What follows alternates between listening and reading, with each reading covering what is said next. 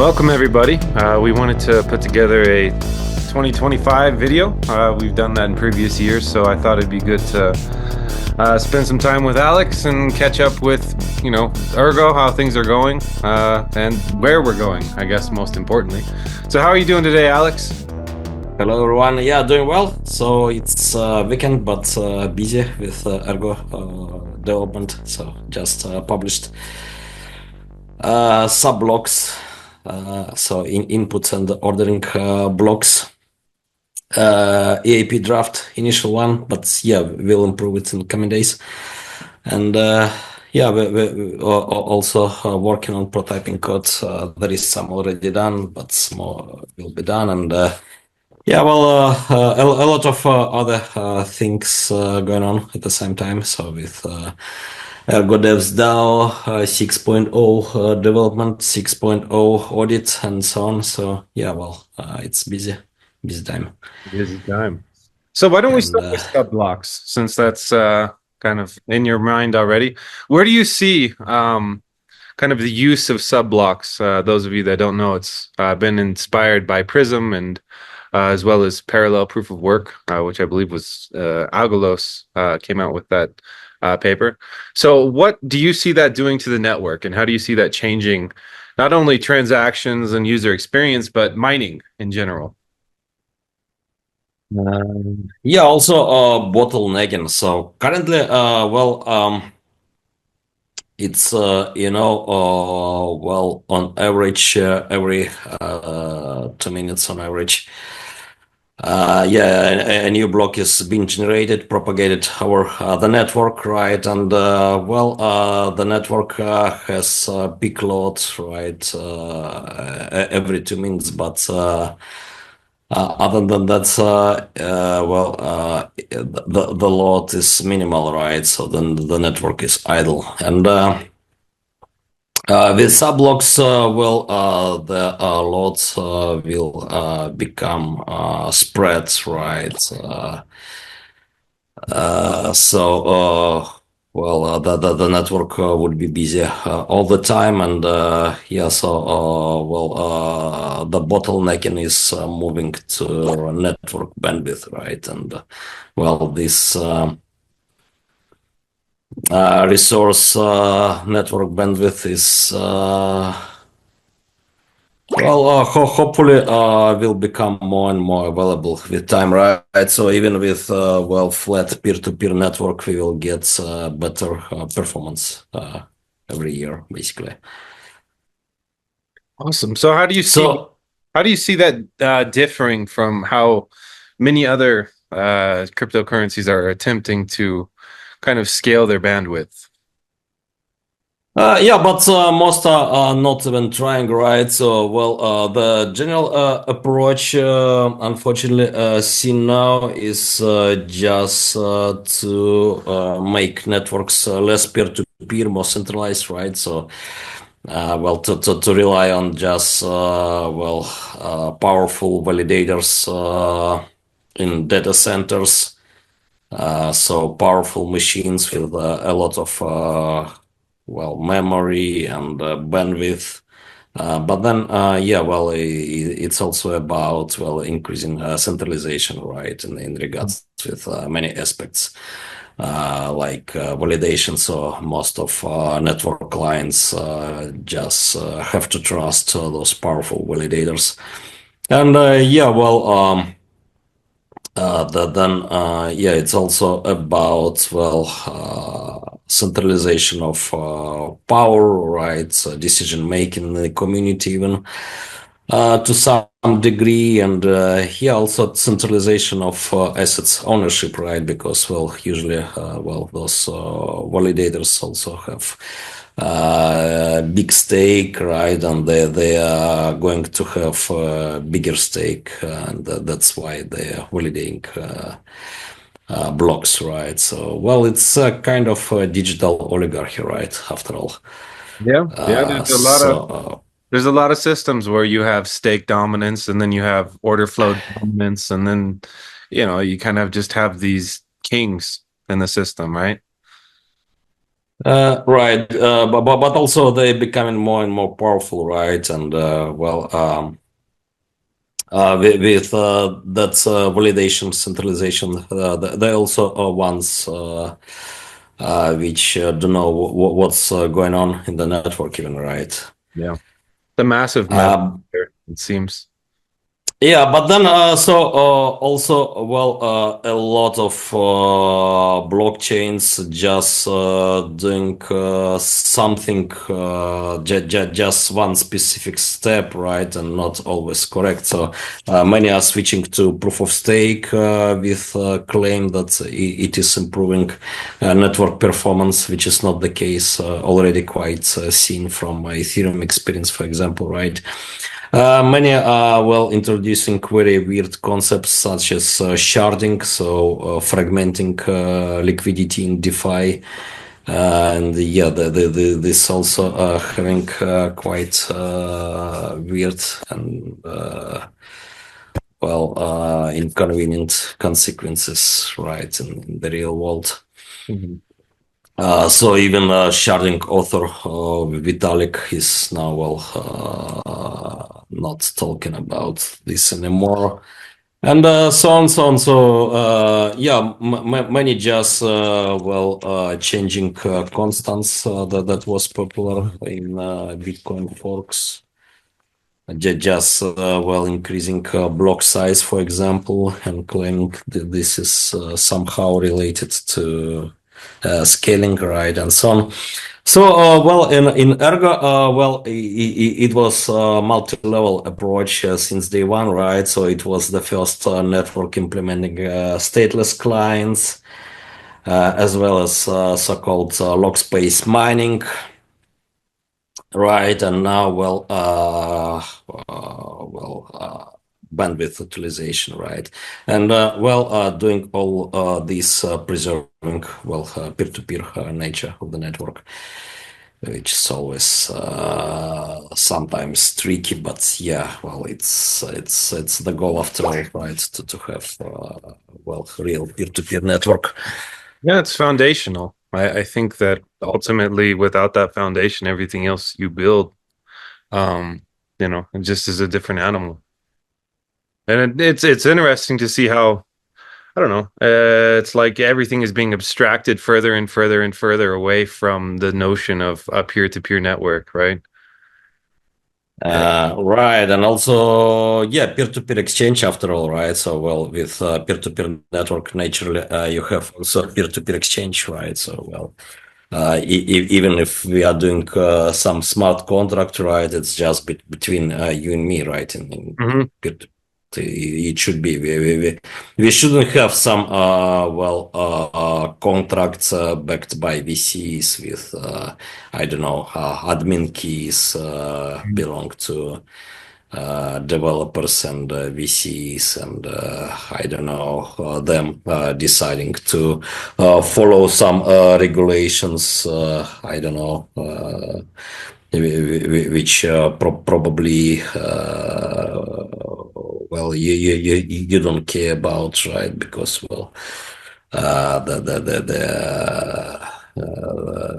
it's not even about your jurisdiction, maybe, right? Mhm.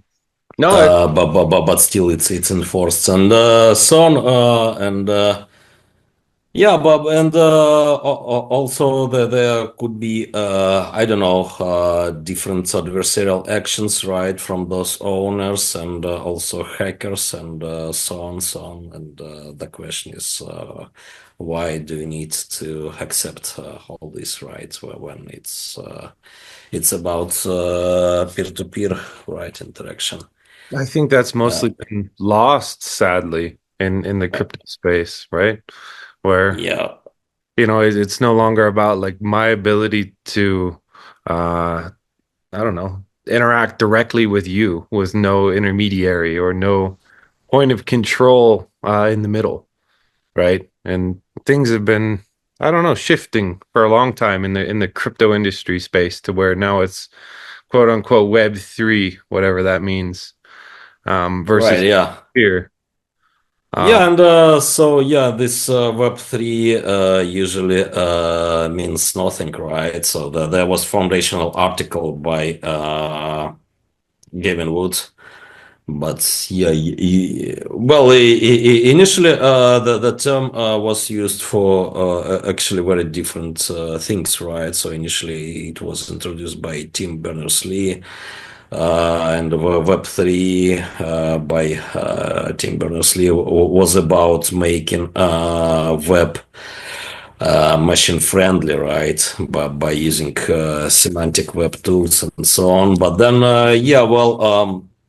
Gavin Wood, maybe because of not being very literate about, I don't know, works of other people, foundational works, by the way, and well, already quite established. So, well, I visited Web3 conferences back in 2008, 2009, right? So before all those blockchains, and yeah, I mean, people discussed all that stuff by Tim Berners-Lee. But okay, so yeah, we had maybe not very literate guy from Ethereum reintroduce the term, but what we have now is not corresponding even to that, right? And currently, Web3 is mostly just some web term used to introduce tokens mostly, right? And yeah, doing token game with VCs, right? Backing your tokenomics, let's say. I, So yeah, well, aside of that, well, most of Web3 projects don't make any sense, to be honest.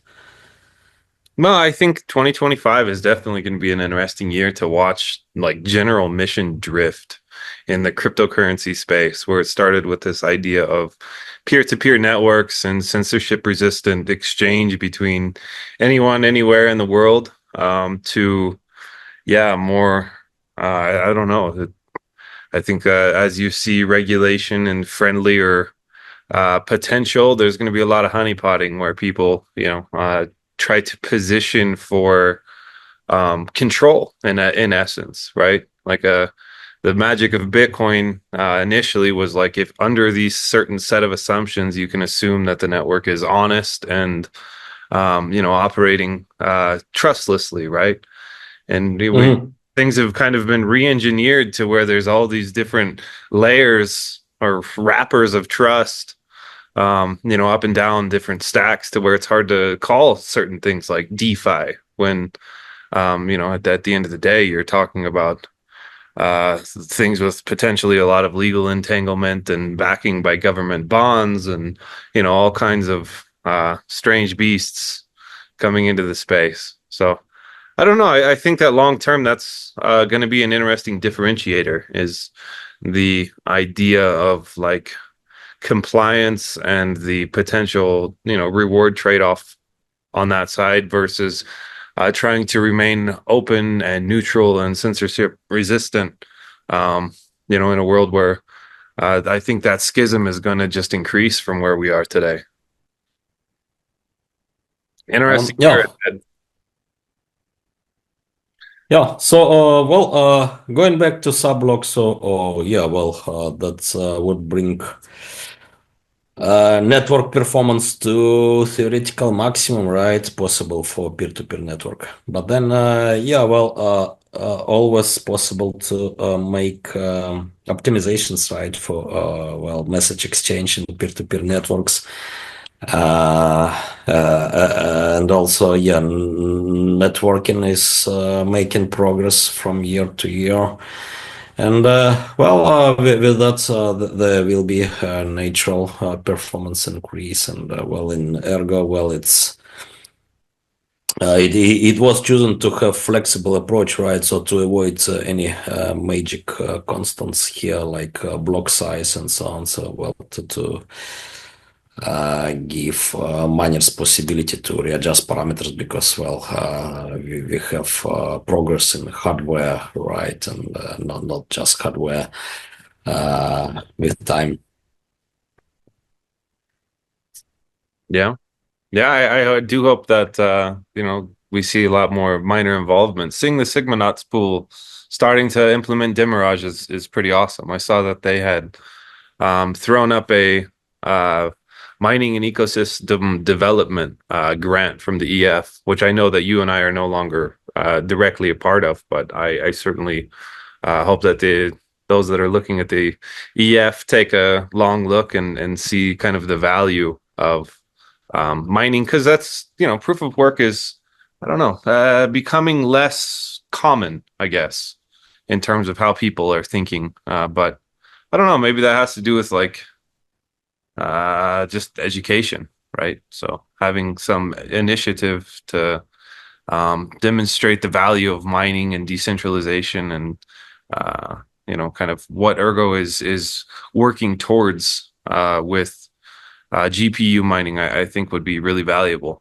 especially given, I don't know, crypto's a crazy space, my friend. I read things all the time where I just kind of scratch my head.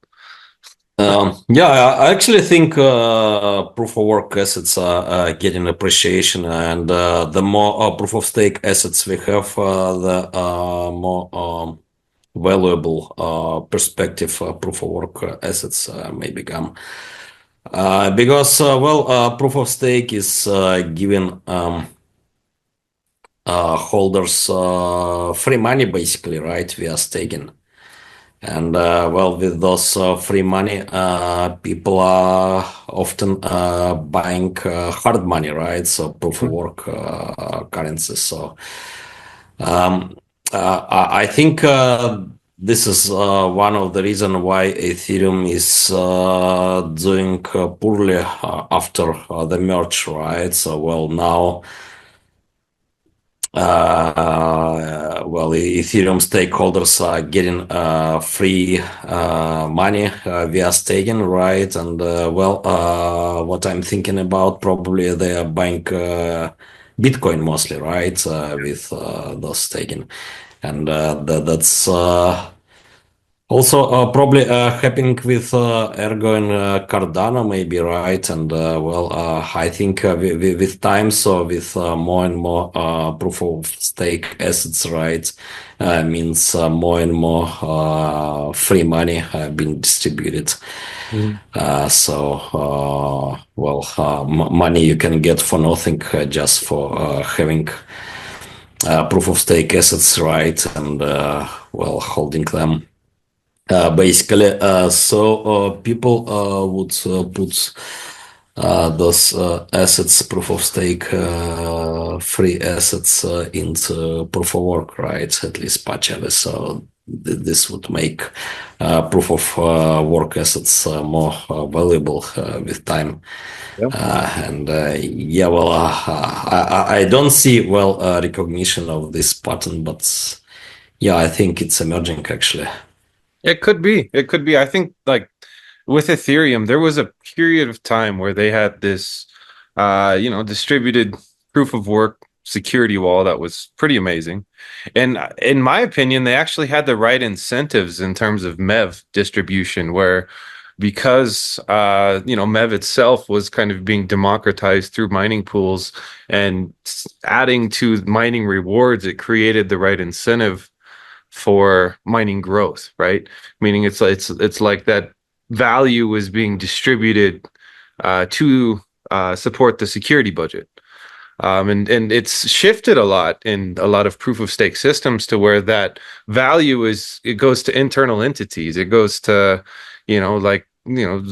entrenched parties, which doesn't create an economic incentive, for people to join versus having fee distribution. So I think that's a powerful vertical that hopefully I know Cheese has been looking at Mev in various potential cases for Lethos, which I guess we'll get to later. But I really believe that Demirage and uh, Mev distribution, it's creating the right incentives for a growing set of security actors, I guess.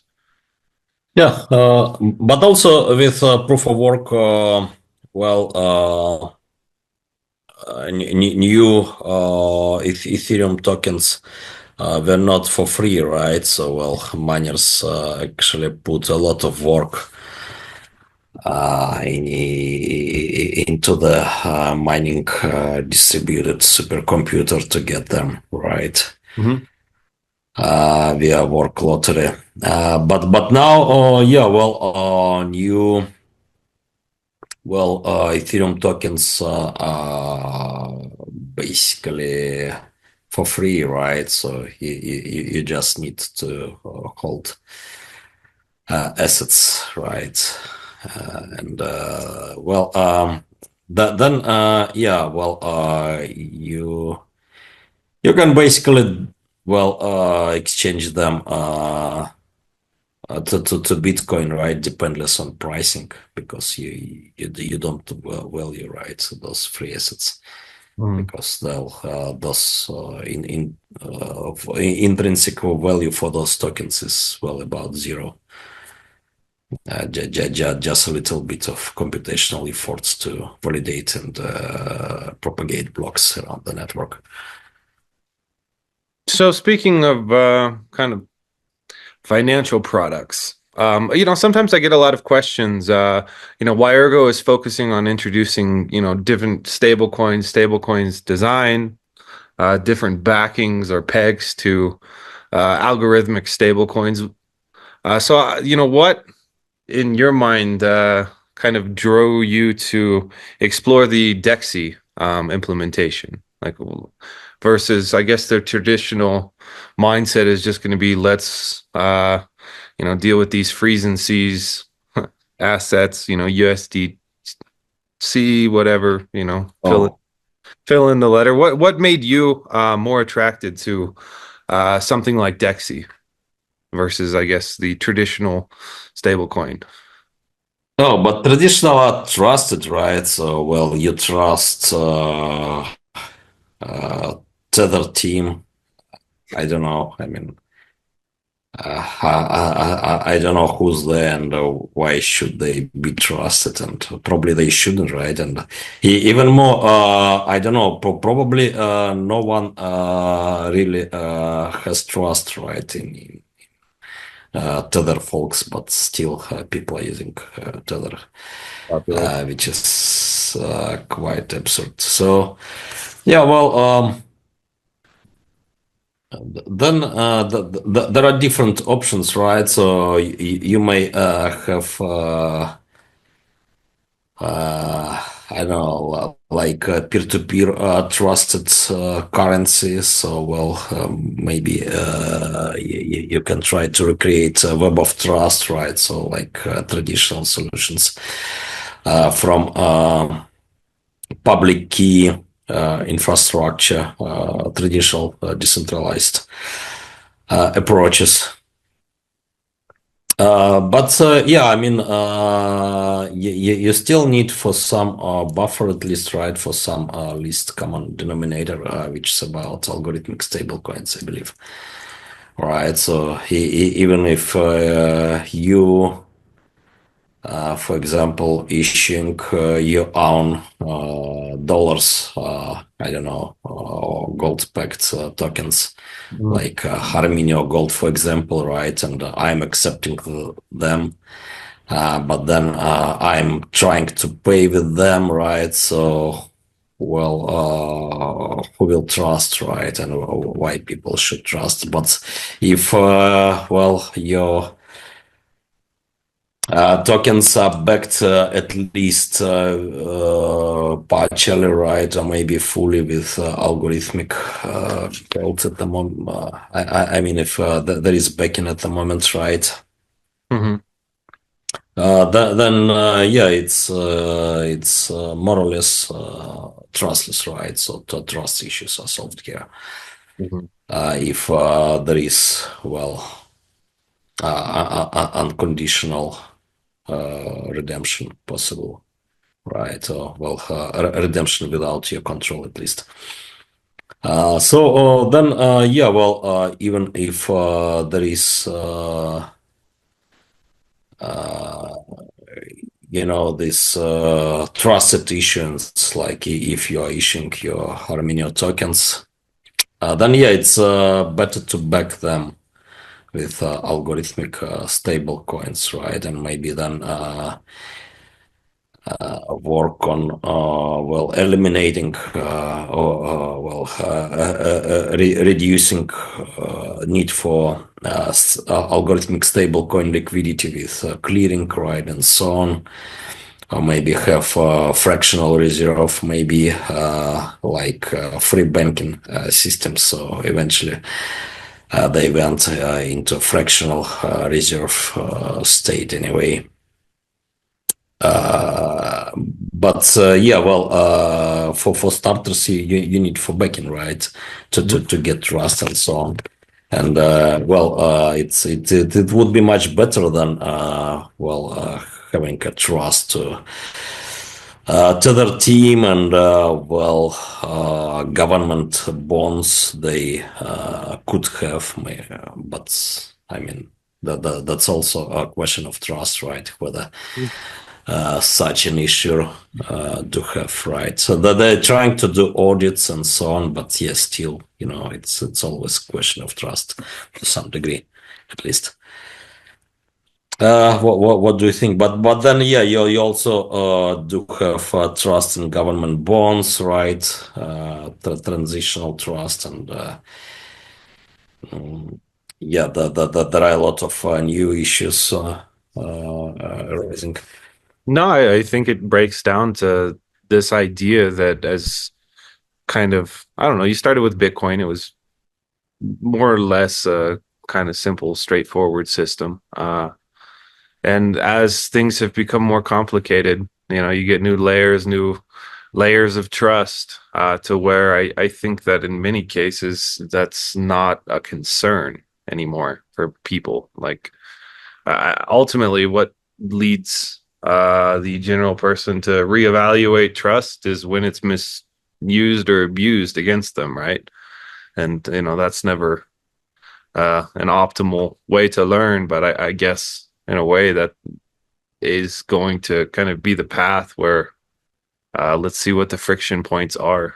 I don't know. It's going to be an interesting year. I think there's going to be a lot of like entanglements as some systems push for broader adoption and whatever um, you know compliance or schism away from kind of this idea of open and censorship resistant, trustless networks is going to be. That's going to be the most fascinating, let's say, vertical to watch in probably the next couple of years in the crypto space, I believe.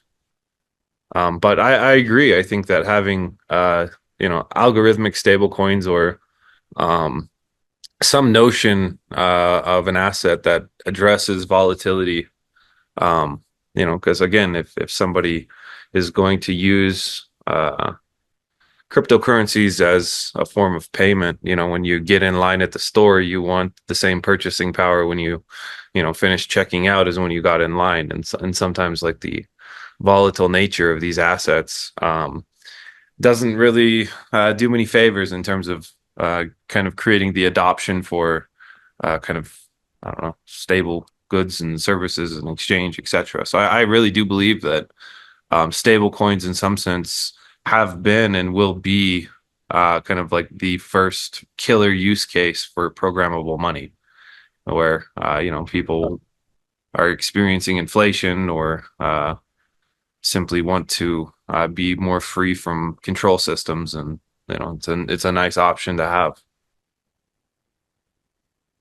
Right, and yeah, so algorithmic stable coins do have own cons, right? But still, it's useful building block for more complex systems. Mhm. So yeah, that they needed. I mean, even for as I explained, trusted, right, stable coins like Armenia or gold Mhm. in my example. So, well, it makes sense to have some trustless backing, right? So, yeah, algorithmic stablecoins essentially. So another big vertical I think that's quite interesting for the Ergo ecosystem is cross-chaining, merged mining, just interoperability in general. Um, so with 6.0, what are we opening the door to support in terms of kind of cross-chain interoperability on Ergo or side chains, double merged side chains, all of that kind of space that we're growing into. Right, so it would be possible to have Bitcoin relays, right? Already there is a prototype, and then uh, two-way relays with Autolycos or maybe SHA-256 or whatever. Sigma side chains, right? So you may have relay on Ergo chain and relay on side chain. So side chain relay on Ergo main chain and main chain relay on Sigma side chain. And with that, you may have even trustless bridge, right? And other cross-chained trustless applications. But yeah, there are more options, right? We have Rosen, right, to connect with well chains which are not so easy to connect in a trustless way, fully trustless, such as Bitcoin, Ethereum, and so on, right? So most of popular chains, Yeah, actually. I'm hoping that with Rosen we continue to expand across the various ecosystems endpoints out there, and I think 2025 is going to be interesting in terms of plugging in market making bots on top, right? I really do believe that a bridge as a just base transfer protocol is well interesting. It allows you to create markets and open the door to arbitrage across different environments based on demand. But having the ability to manage liquidity more seamlessly and accelerate that, I really think is uh, one of the keys to growth long term, as well as potential solutions to kind of intermix faster bridging and DeFi, which, again, accelerates kind of the arbitrage potential. Um, but, Right. even beyond, Yeah. I think, having kind of relays and greater interoperability between ecosystems is certainly something I'm always going to encourage us to support and grow into. I think there's a lot of opportunity in that space that is still mostly unrealized. I think applications, needed, right? In addition to bridges such as, on-ramp, right, and DEXs and so on. So, it would be good maybe for a Bitcoiner, right? Mhm.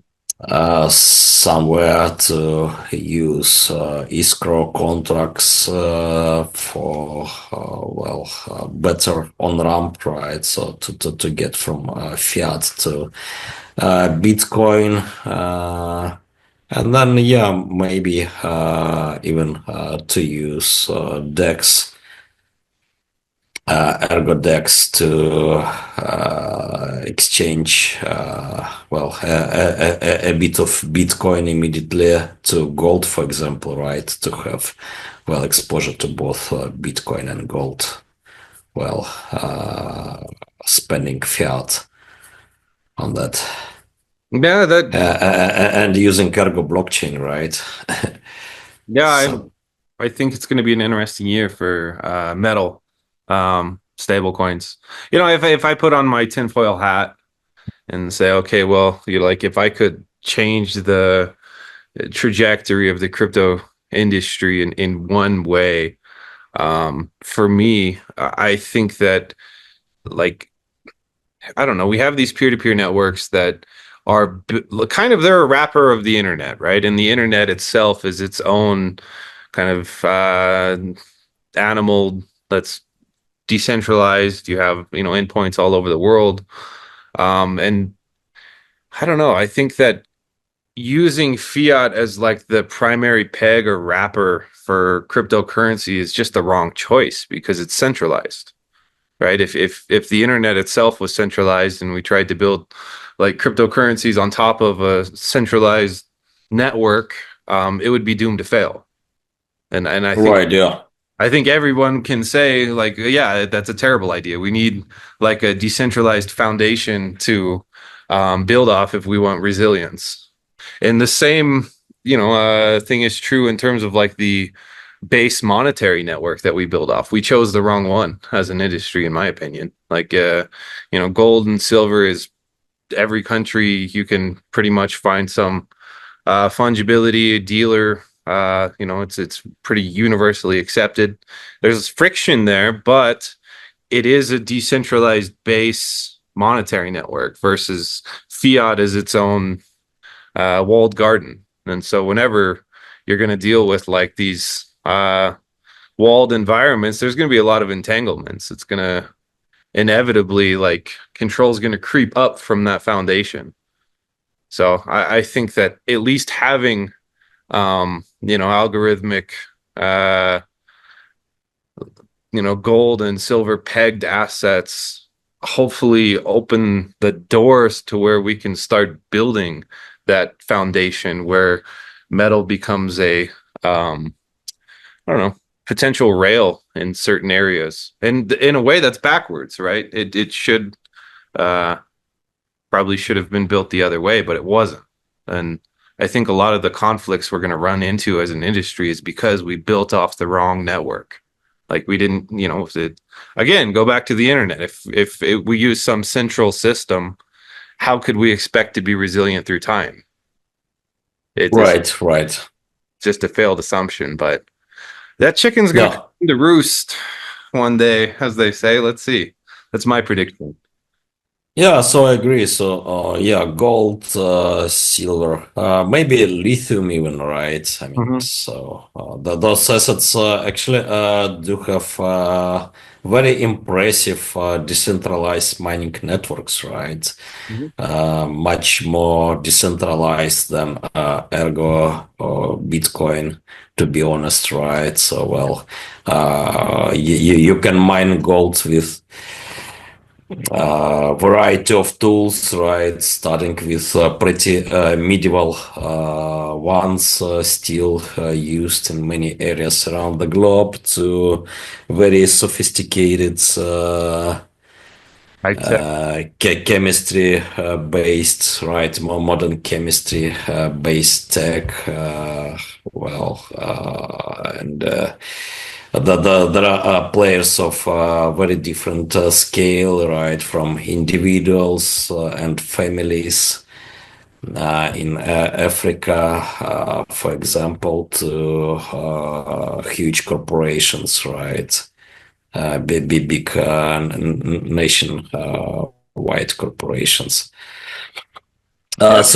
Yeah, well, players of very different scale with very different tooling. And yeah, to be honest, unlike proof of work mining, so yeah, tooling is more decentralized. Yeah, right. So well, let's be clear because there is no well economy of scale we do have in hardware and well yeah many attempts to have more decentralized production of hardware actually failed, right? Because well, it's hard field for competition. It's very hard to compete with hardware manufacturers, Yeah. existing ones, right? If you are starting No. to produce tools, right, for mining, digital mining. But yeah, still, so well, digital mining is better, right, than other ways to produce digital assets. Mhm. I think Uh, I think GPU mining is in a very interesting place, to be honest. Um, in some sense, it's like Bitcoin has created this market where I don't know, it's mostly about energy arbitrage, right? Like miners right, yeah. are naturally like going to go to where there's excess energy and then try to, plug in and profit from excess capacity, right? And it seems as though, at least on the GPU side, we're seeing massive scaling of infrastructure around AI and, LLMs. And it's going to be interesting to see if long term there's excess compute that then becomes like this driver for where it's, most profitable to mine. It does kind of make sense if you look at like proof of work as this mechanism of seeking overcapacity, right? And that's always where it's more profitable is when you have overcapacity, cheaper energy, cheaper hardware, etc. So I think GPU mining is an interesting place to be long term, actually. Right, but yeah, going back to physical assets. So yeah, well, they have very well established net mining networks, right? And pretty understandable distribution, right? Made our centuries, if you are talking about gold and silver, Mhm. especially. And so, yeah, well, also, well, you cannot create gold or silver out of thin air, right? Unlike fiat currencies. So, well, yeah, I mean, it should be naturally the basis, right, for stable coins or peer-to-peer networks. Well, originally, metal was the peg for fiat, you know, Right. Yeah. like fiat was just a wrapper for, metal itself. So I guess in some sense, having metal as like the base and some digital wrapper of metal is an interesting concept. Speaking of mining, what are you tracking the Lithos development at all in terms of how that could potentially shift the centralized or decentralized nature of proof of work mining? Yeah, to trying to get details, but yeah, have only general picture still. To be honest, well, to trying to get details from Chill, but yeah, well, it seems that there will be a lot of interesting things there, right? Even some specific application specific rollups, which is quite interesting. And yeah, it's uh, quite ambitious, right? And yeah, well, quite exciting, well, approach to reworking mining. Yeah, mining is What do you think about Lithos? Maybe you have more talks with Cheese. sure. Well, I think that ultimately, if we can get block production back towards the individual miner and away from pools, the network resilience of proof of work and kind of like this ability to, I don't know, sensor validators uh, is going to make it a lot more resilient, right? We saw that in Bitcoin already. That's kind of been an ongoing struggle with Ethereum as soon as they went to proof of stake, where it's like you no longer have a fair network, in my opinion. Like, okay, in Bitcoin, because Bitcoin's a bit dumb by nature, it's more of like you get your payment later, right? And that's not so terrible, I guess. Depending on market conditions, maybe you hit that at the wrong times. And if you have block producers that are saying, "Hey, you're not going to be in our block," and you get kicked down the chain enough, you could definitely encounter some like severe price impacts or something. But it'll get there eventually, right? When you talk about like a network like Ethereum, where race conditions are a lot more complicated because you have other assets, then I Mhm. things get really sketchy, right? Like you have DeFi and you have collateral that you're trying to like cover based on uh, market conditions, or you have an opportunity that's based on race conditions. You simply broke the network. You can't have like multi-tier user base where, one person can come into a block half the time and economically compete with somebody that can always be included in a block. Like that's a breaking assumption in my opinion for any like open Right, yeah. neutral economy. So I think if we like ultimately the way around that has to be like become uncensorable, and it makes sense in my framework that the only way to do that is to empower the individual miner so there's not some like pool that, inherits that liability. Does that make sense? Right, right. Which I guess gets you back to, non-outsourceable puzzles. Why was that valuable when Ergo first launched? Kind of the same uh, concept, right? As Right. so I do think that long term that's still probably going like from an outside attack perspective, I think going after how blocks are built and like the uh choke points around fiat rails are the two primary like regulatory vectors. So hopefully we can be a bit hardened.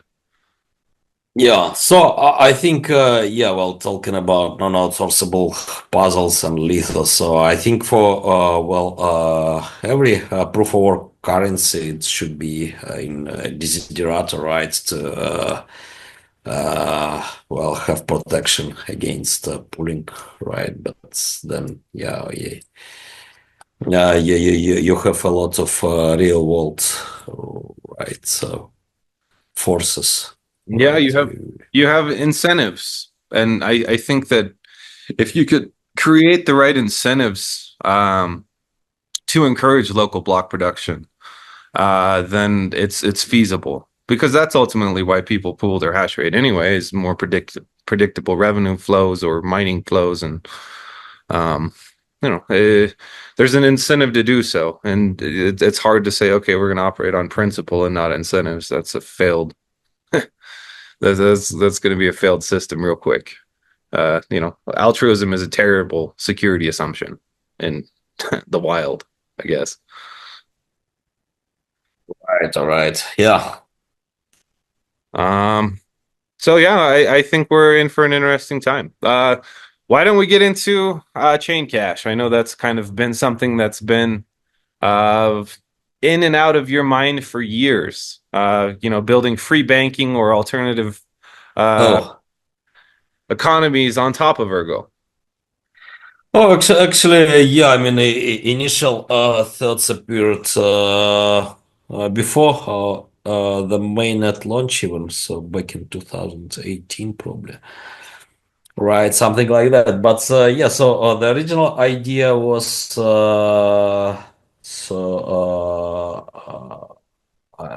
it had a different name even. Uh, Yeah, and the idea was to have a circle of circles, but basically to have different local exchange trading systems, right? Because that was primitive, known to me back then. Mhm. So I started with that. So the idea was to have, collateralized local exchange trading systems and non-collateralized, and then to have some exchange, right, between different circles, between different LED systems, and having gateways, some economy, right? So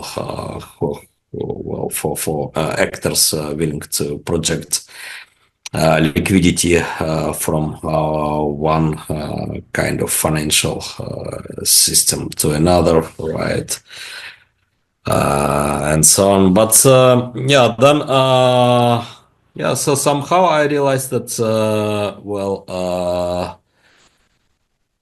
uh, Chaincash, so well, spender signed currency, uh, based system could be actually a more general, right? So with that, you may include local exchange trading systems as well as I don't know, very different systems, right? In a single financial system, global one, and having basically the same, right? And well, anyway, you would have conditional acceptance, right? Like in Let's of Let's, Mhm. Circle of Circles, right? But yeah, also more flexibility and so on. So that was quite evolutionary process. But yeah, so I think well, it's the natural next step talking about chain cash. So well, you have blockchain assets, right? So talking about proof of work assets or proof of work derived assets like ones with emission contracts tied to proof of work Mhm. blocks production, such as I don't know, auction coin, maybe even, right? So well, maybe currencies with emission contracts with emission going to miners, right? Like GetBlock did, but only for part of tokens.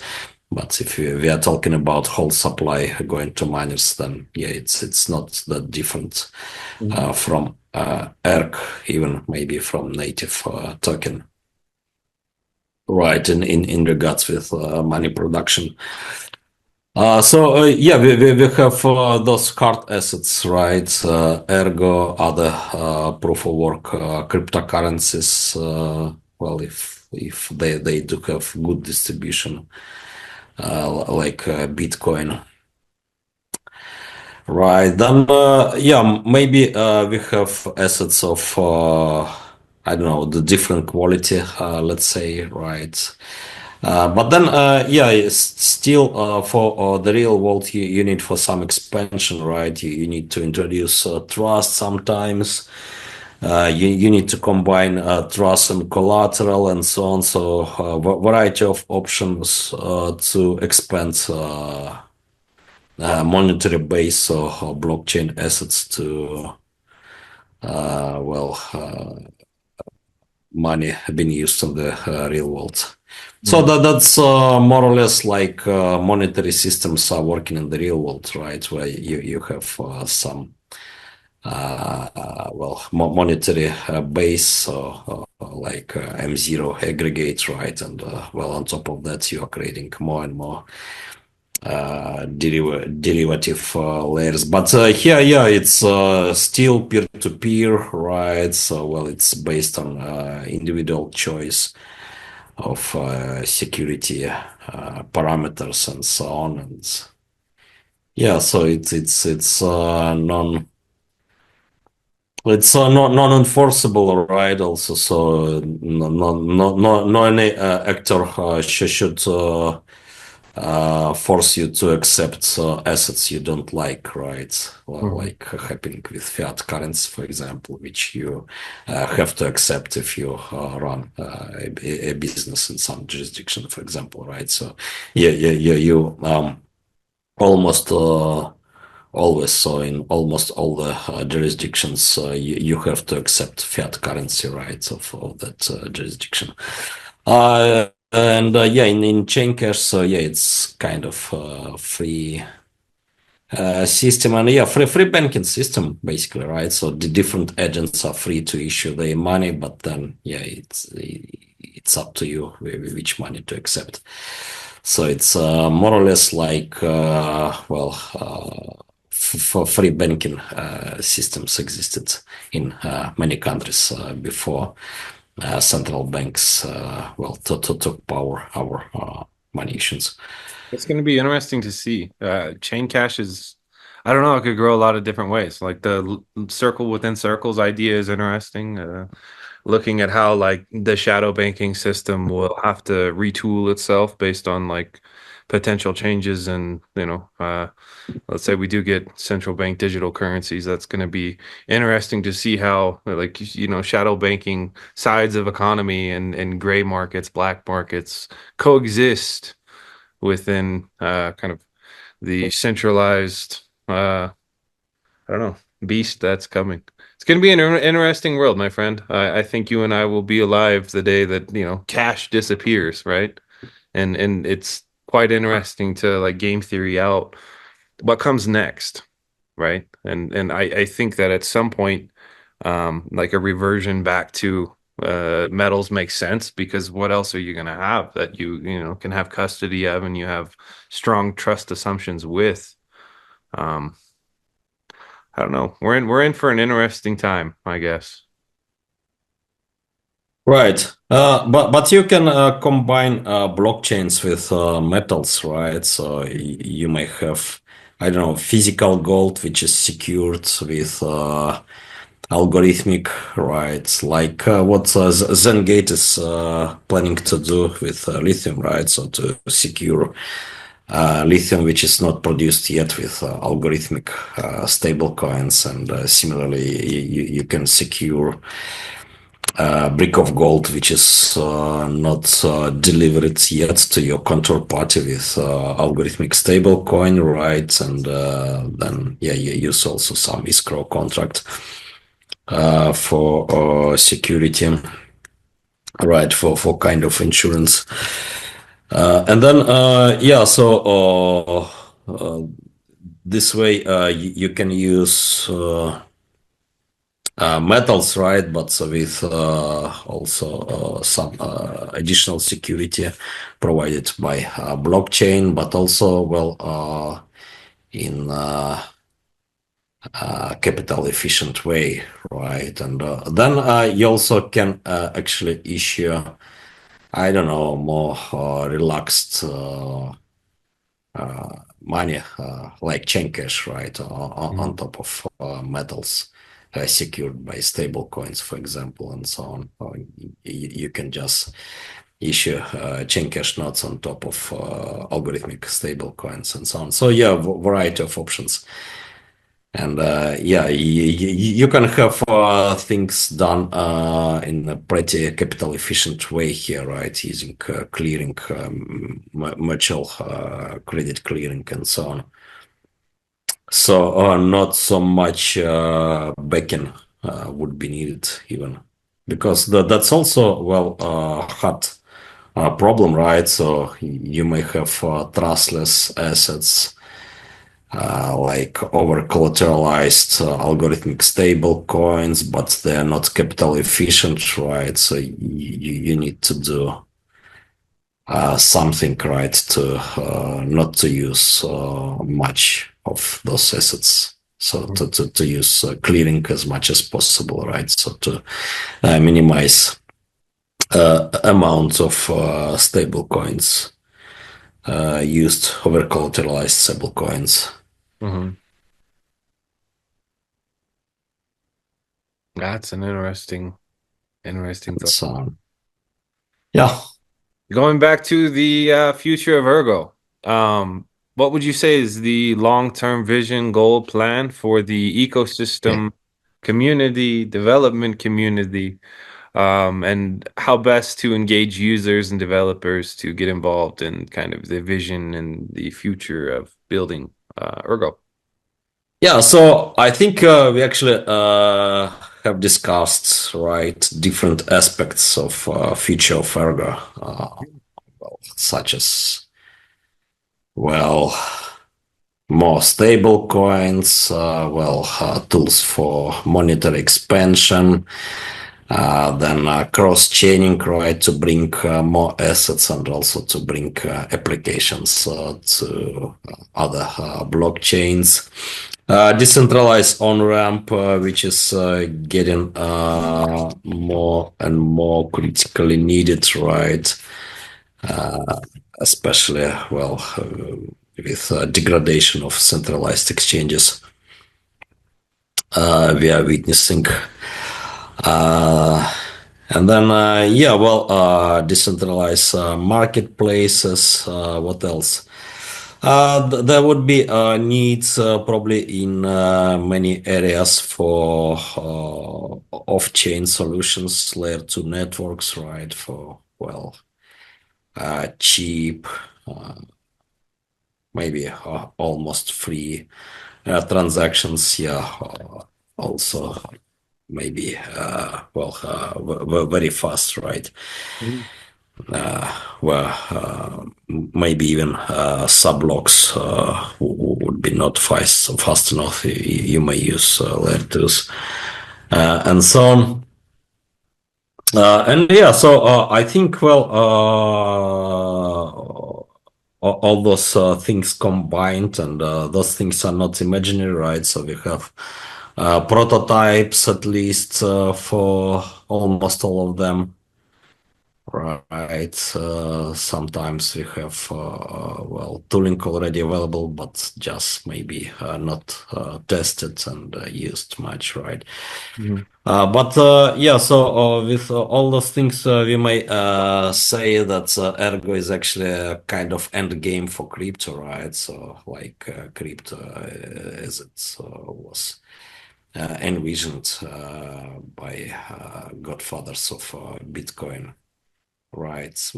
Maybe not in detailed way because they were not capable, right, to figure out details back in 2009, right, to 2008, 2009. So, so sometimes it's quite funny actually to read the writings as well as I don't know even earlier writings from 2000s like different cypherpunk writings on future of peer-to-peer digital cash. Mhm. But yeah, no, now I think we have pretty well established and detailed approach, right, which is finally allowing to achieve dreams from 2000s. Mhm. For that we need for more developers, enthusiasts, monetary hackers, just hackers. So, enthusiasts, running experience, and so on. No, So, yeah, well, I think at some point, life is a circle, right? So I think at some point, this idea of like, uh, I don't know, wrappers with a lot of different control points on top of wrappers with a lot of different control points will be problematic, right? And when it becomes problematic, then this idea of, peer-to-peer finance between you and me with nobody else in the middle will become more attractive. I guess, I don't know. There's always a lot of hype in marketing and, um, I don't know, salesmanship, guruing in the crypto space. But I think at the end of the day, that's ultimately the kind of first principles approach is to stay low in a peer-to-peer system. And, I do hope that, perhaps 2025, perhaps 2026, we start to explore, perhaps enhancements in privacy, new Sigma protocols being supported, etc. I don't know if we're there yet, but, um, it seems like we have a foundation where, that very well could be 7.0 or 8.0 or whatever. Let's see. yeah, so I guess, Sigma chains or layer twos could be useful for privacy, right? Hmm. Well, for especially if it's possible to break link, right, between entering and exiting layer two, which should be possible in Ergo, by the way. Yeah. So, for example, you may enter layer two with a condition to exit to stealth address, which is what I'm thinking about a little bit. But yeah, I need to write down all the things. But yeah, well, it would be good to get more researchers, right? So also, well, hacking around all that stuff. Absolutely. Uh, so yeah, well, going back. So yeah, I think in 2025 it is critically needed to get more actors, more organizations, maybe even in the Ergo ecosystem. And it is critically needed to get some more researchers and, yeah, more developers, core developers, application developers. All right. And yeah, well, more users, right? More, well, enthusiasts, more teachers, right? Explaining well, to technology, right, to the masses I think ultimately and so on. that might be the starting point, right? Like Right.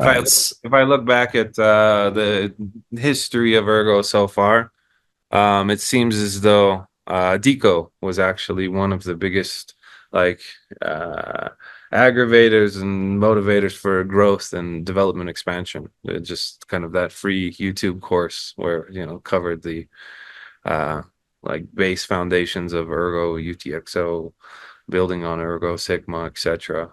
So I think that's always going to be something we should be really mindful of is kind of that intro ramp and education for people out there that are interested because I don't know I don't want to say crypto has a lot of foolish teachers around, but it's a crazy goddamn space, my friend. Yeah. So I think there should be focus in 2025 on, well, growing a new generation of ergonauts, right? So it's always needed. And yeah, well, I think that's, yes, so sometimes it's missed, right? So that's, yeah, well, for an ergonaut, yeah, the first goal should be to, I don't know, grow replacements, right? Hmm. And, well, expand the movement. Yeah. I really hope that through time we become less important. That would be awesome to see. All right. So yeah, well, let's have exciting 2025. All right, my I'm friend. pretty sure it would be, yeah, pretty crazy, but hopefully exciting here. Yeah, buckle up, wear a helmet. Let's have some fun. Have All right. Bye, a good one, everyone. everybody.